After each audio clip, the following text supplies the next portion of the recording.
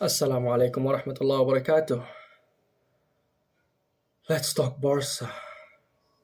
La Liga Matchday 3 at the Estadio de Vallecas. Rayo Vallecano hosts FC Barcelona with the match ending 1-1.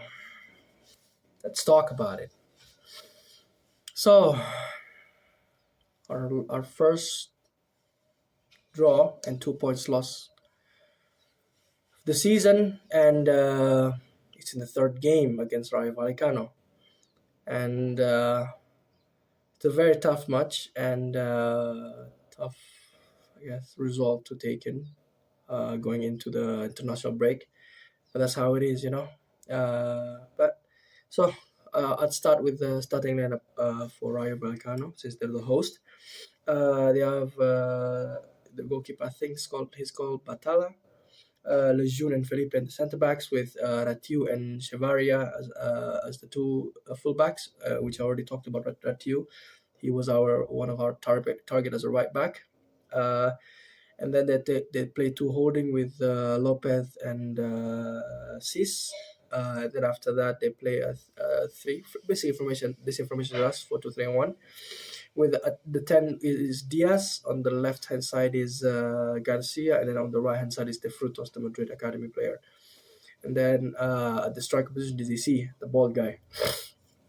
And but on the game, majority of the time, De Frutos drifts to the middle, making the formation into a two at the front, and then Ratiu occupies basically the whole of the right hand flank because of how fast he is. Right, he's very controlling, very imposing as a right back. And for them at okay, let's start. I'll continue with the Barcelona 11. We have Juan Garcia in goal, Jules Koundé and Balde on the fullbacks, and then Eric Garcia and Christian in the middle as a center halves. And then the two holding with Pedri and Frankie, and then at the 10 with Daniel Olmo, and then Lamine, Ferran, and Rafinha in their positions, right? So in the game, it was a very, very fast-paced game. Sadly, we played in a very badly conditioned pitch. I don't know. It just looks like a few hours before there was a game, right?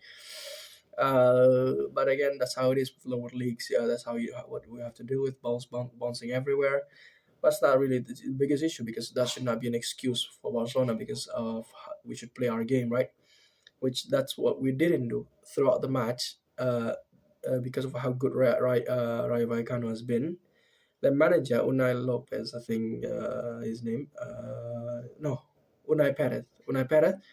He's still a young manager, 37 years old. He is in the same age as Lewandowski, our striker. And apparently, he did so well with Rayo Vallecano that he even brought them to the European competition, the Conference League. Managed to finish 8th last season. And they basically have made their Stadio de Vallecas their fortress, basically, right? Even Madrid loses points there. They beat Madrid sometimes as well, right? So at least in recent times, right, recent years. So they played very well, made sure that we cannot play our game, and they forces us to play their game with their pace, right? Non-stop attacking. They have a unique tactic where they put one player always offside at all times. Is he the striker, the ball guy, which I think he was their captain. And what they do is that they beat the offside trap with what Levante did, which is 1-2 passes.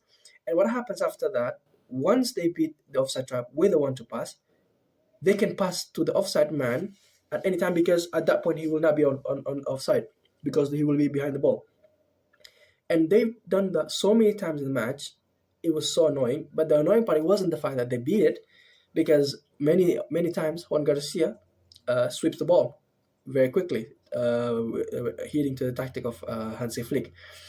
The annoying part about it is, right after we get the ball, we play like how they were. Instead of controlling the match, being calm, Pedri, the usual Pedri and Frankie in the midfield, trying to create chances, go side to side, and then try to stab them in the middle and everything. No, we played exactly how they want us to play, and keep non-stop attacking, and then counter. It's a very stretched open game, and it was frustrating to watch. But it's amazing for Rayo Vallecano, especially they got a full backing of their supporters. Great atmosphere, great supports from their fans.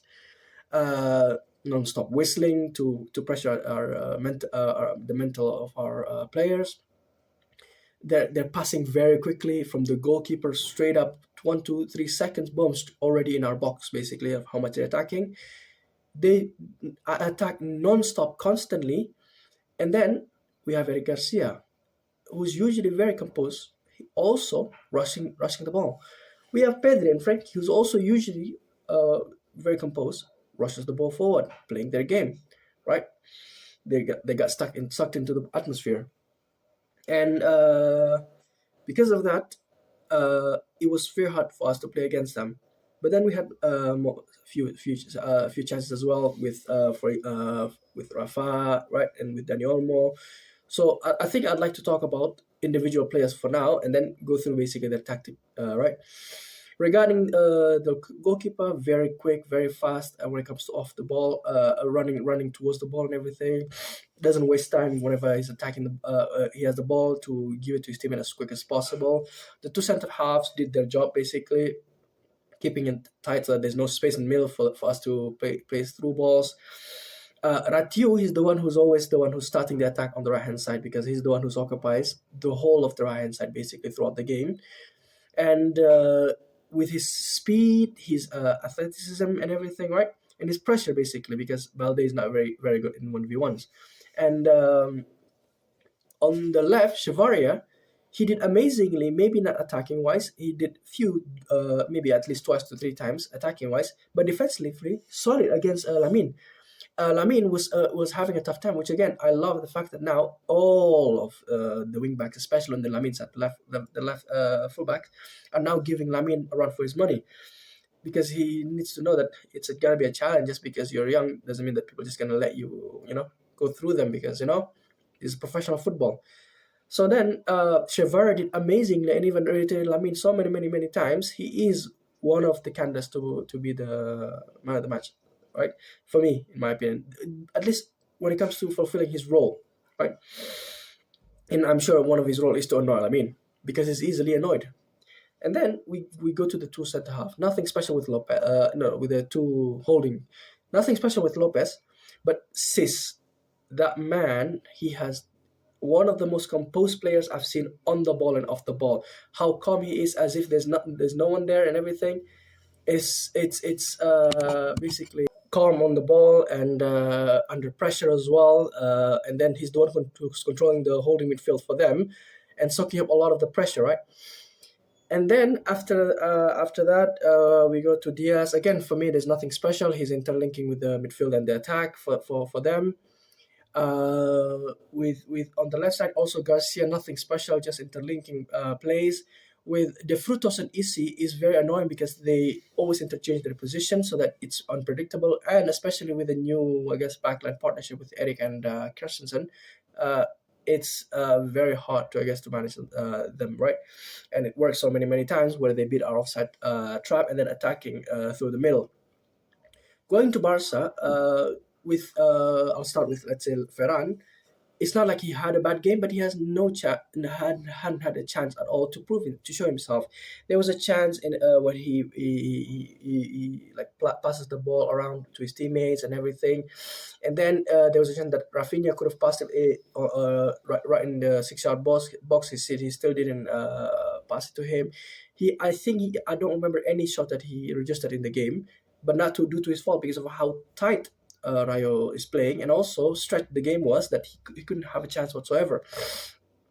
So there's nothing to blame for him. He did as best as he could in the circumstance that we were in. And then we go to Rafinha. Again, not a lot to do because of how much he's occupied. He had to even drift so much in the middle because of how tight the left side is. Even with Ratiu always going up, it's still very tight. So then we go to Lamine, the usual a lot of dribble and crosses, but nothing to no avail because of how much Chavaria is annoying him, which again it's pretty good defending wise. And then after all of that, we go to Dani Olmo, and I'd say he is the worst performing player. You could even say in the whole match, right? But let's say the worst performing player for Barcelona, with how much missed chances he's had. He had a free kick laid off from Ferran and just shoots from afar for no reason. In my opinion, he shouldn't have shot that because again, how stretched the game is, right? And then after that, he had like an open goal that he kicked it up.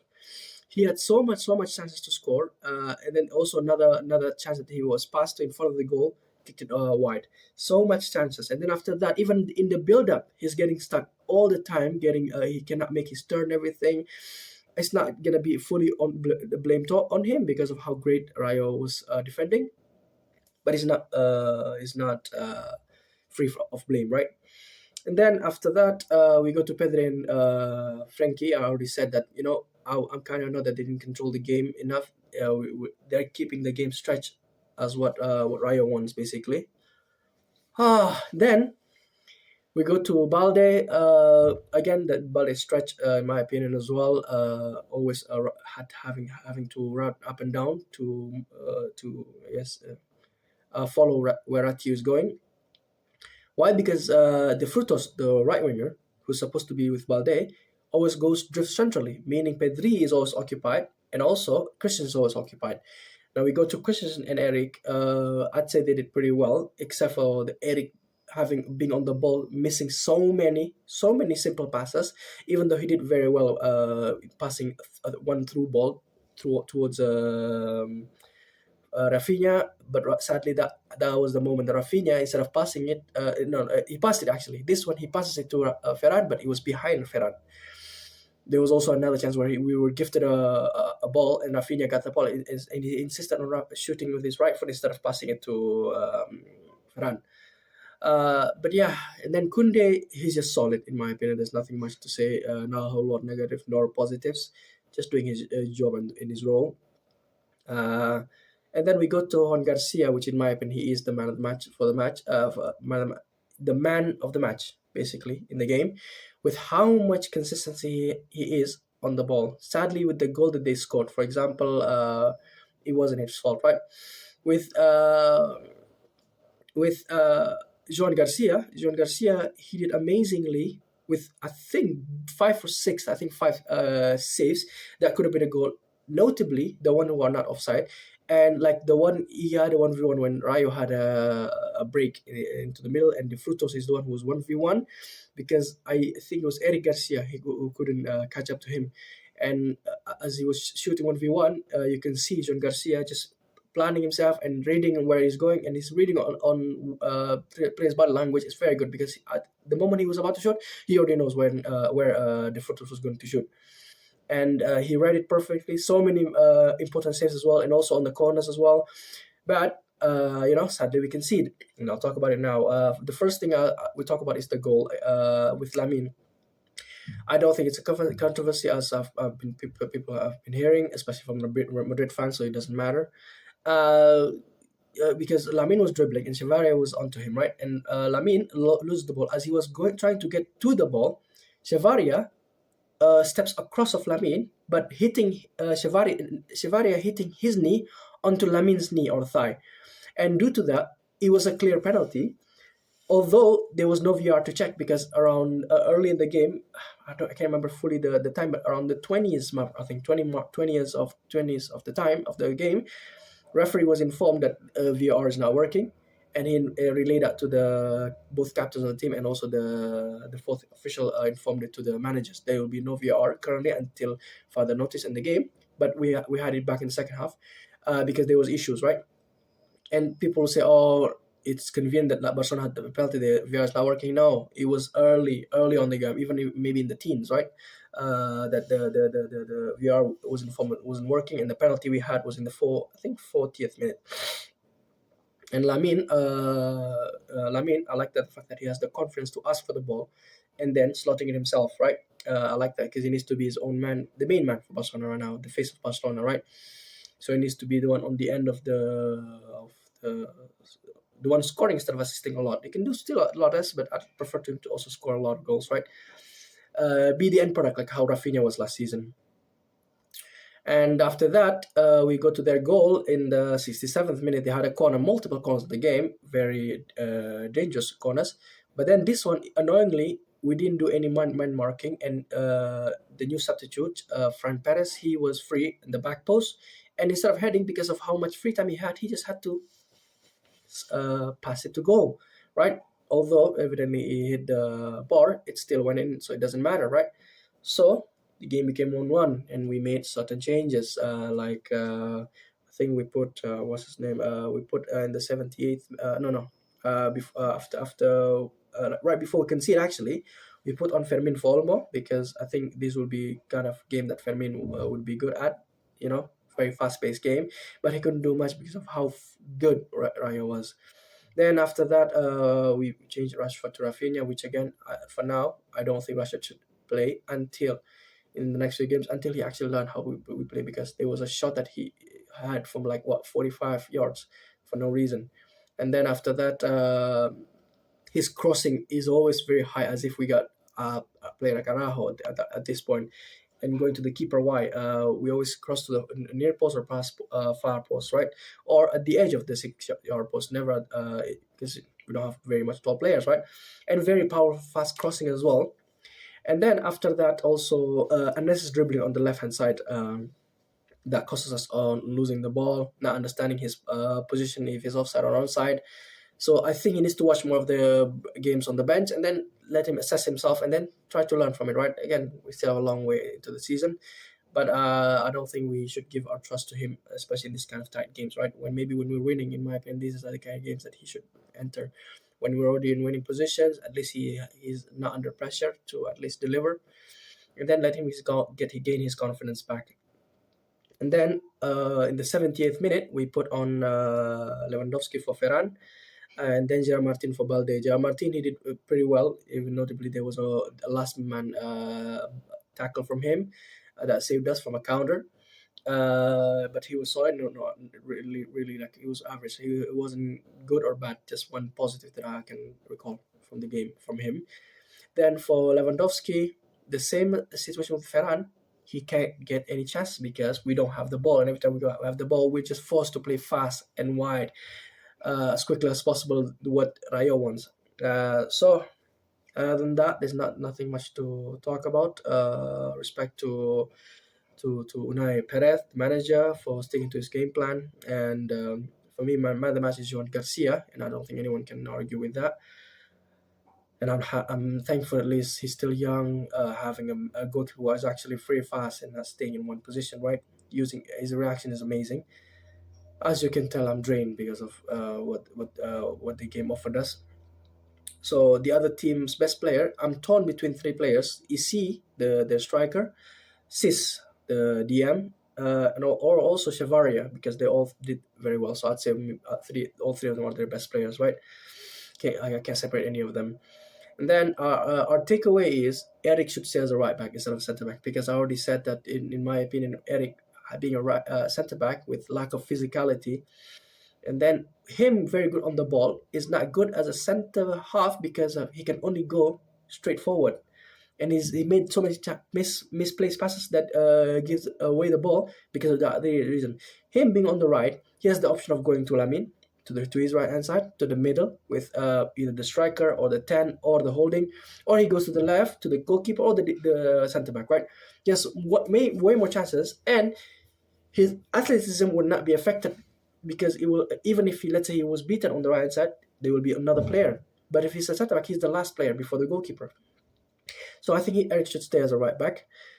And lastly, I would say that with teams now in La Liga having their own personality on how they attack, it's gonna be an exciting season for us, right? With notably, obviously, Real Madrid, Barcelona, Atletico, the three teams that will be fighting for title race. We don't know this season, but usually that's how it is. And then the other five teams with Valencia, Real Betis, Athletic Club, Sevilla, Villarreal, and then right now, recently, we've been getting a lot of challenges by Girona and now Rayo Vallecano, Mallorca, there's a lot more. There's still more teams that can be exciting to watch. So we shall see, right? It's an exciting season ahead. So other than that, we're going to international break, a 2 week international break. Then after that, we'll go to our back to our league phase, to our third match day. At home, I'm still uncertain with which ground we'll be playing. Definitely not Montjuic, but will be either Johan Cruyff Stadium or maybe Camp Nou, right? We don't know. New Camp Nou. So other than that, Valencia will be at home. But the last three games that we played against them, we've been winning. First, it was away at Copa del Rey, 5-0, and then at home, 7-1 in the league, and then after that, away in the league, 2-1. So it's been a very good run, especially at home against Valencia. So I do hope that we win again against them, and that might be the game that Rashford could play in, right? Because I doubt he's going to be called up to the England league, so England national team. So international break, he's going to train, and I hope train, and then maybe we can put it in the when we're winning, hopefully, right? So other than that, let me know in the comments what you thought, what you're thinking, and then inshallah I'll see you in the comment. Assalamu alaikum warahmatullahi wabarakatuh.